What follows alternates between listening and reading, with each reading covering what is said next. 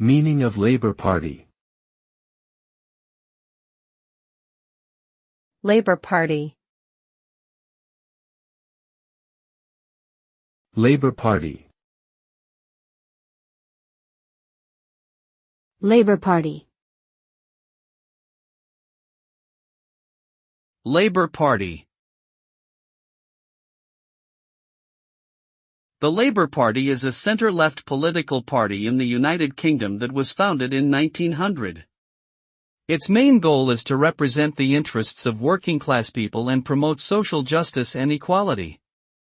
The party has traditionally been associated with the labour movement and trade unions, and has championed policies such as workers' rights, public ownership of certain industries, and progressive taxation. The Labour Party has been a leading political force in the UK for much of the 20th century and has formed several governments at both national and local levels.